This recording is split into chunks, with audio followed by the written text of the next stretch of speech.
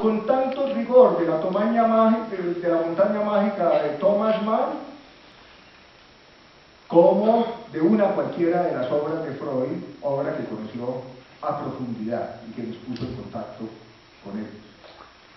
O de los desarrollos de la antropología de Levi-Strauss, por ejemplo, para citar algunos casos. Así como conoció a fondo la obra, además, es un pensamiento complejo. No es un pensamiento multidisciplinar, es un pensamiento que no queda atrapado en las divisiones de las disciplinas y que por lo tanto busca aprender la sociedad en su complejidad como totalidad y al hombre en su complejidad como parte de esa totalidad. Por eso en un ensayo muy bello, que es la transcripción de una conferencia, publicado con el título de Naturaleza de las Ciencias Sociales, Stanislao comienza ese ensayo planteando justamente una cosa como crítica a las ciencias sociales, y es la separación entre el objeto y el sujeto. Dice, lo que Marx y el psicoanálisis aportan es justamente que el sujeto forma parte del objeto, y que por eso el conocimiento del objeto es al mismo tiempo la transformación del supuesto sujeto exterior a ese objeto. Ese es otro tercer aporte. Ese es otro aporte, pero no los mujeres, otro aporte fundamental del pensamiento de Stanislao. Y otro aporte fundamental del pensamiento de Stanislao, tenemos que oír a William, otro aporte fundamental del pensamiento de Stanislao es que al final de su vida, con el pensamiento complejo, cuyas raíces, explorándolas, pero van más atrás, la encontramos ya en el año 64. Hay una visión crítica del marxismo, la necesidad del diálogo entre los diferentes campos del saber, la articulación de ese pensamiento, un pensamiento corrosivo que no tiene límites, que nos confronta y que abre fronteras, por eso es pensamiento. Ante las características de ese pensamiento, plantea lo siguiente, decía, al final de su vida.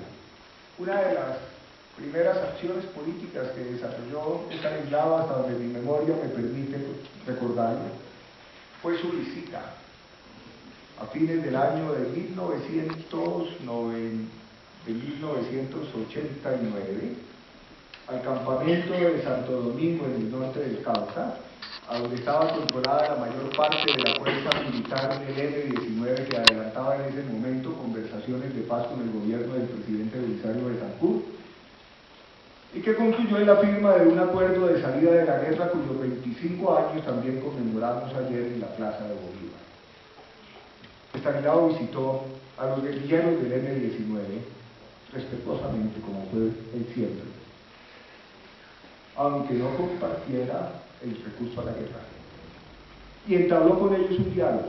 El 17 de febrero, en El Tiempo, se publicó el texto completo de esa conferencia, los invito a que lo lean, además está en las páginas web por todas partes.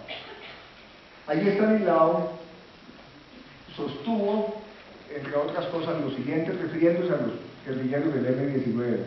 Les decía, bueno, ustedes embarcaron en esta cosa de dejar las armas y salir a luchar por la democracia, y me voy a referir a todos esos problemas tan complejos que van a tener que abordar.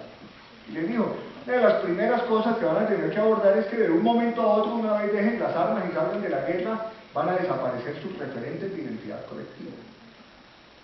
Y esa es una de las mayores angustias para el ser humano, la pérdida de identidad, diría. Y la identidad es justamente fundamento de nacionalismos y de posibles posiciones dogmáticas. Alertaba sobre esa posibilidad y los desafíos que eso implicaba individual y colectivamente para los combatientes una vez salieran de la guerra. Pero aborda el problema de la democracia. Ustedes salen a luchar por la democracia, usted tiene una tradición de izquierda. La izquierda no ha sido amiga de la democracia. Marx no era amigo de la democracia, para Marx la democracia fue un invento de la burguesía. Pero no era amigo de la democracia. Marx tuvo muy mala relación con la democracia, como tuvo muy mala relación con los derechos humanos, que los consideraba como el derecho de los opresores, ¿cierto? Derecho creado por la burguesía liberal para dominar.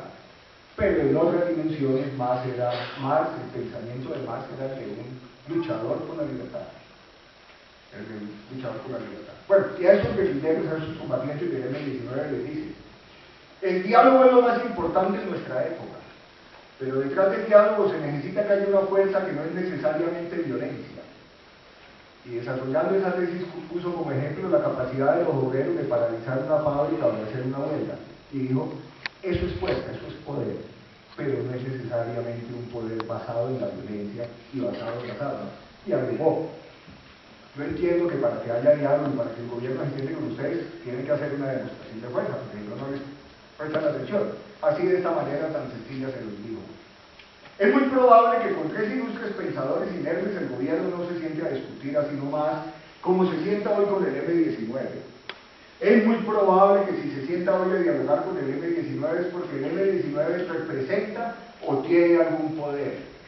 Y seguía: de manera que tampoco fue un error el proceso de construir ese poder. Fíjense cómo es de respetuoso en el análisis. Ustedes recurrieron a las armas y a la acción política para que, combinando armas y política, construir un poder que les ha permitido sentarse a negociar. Entonces, dice, tampoco fue un error el proceso de construcción de ese poder. Al fin y al cabo lograron, combinando armas, no lo dice así, lo interpreto yo, combinando armas y política, construyeron ese poder y hoy están dialogando. Pero continúa.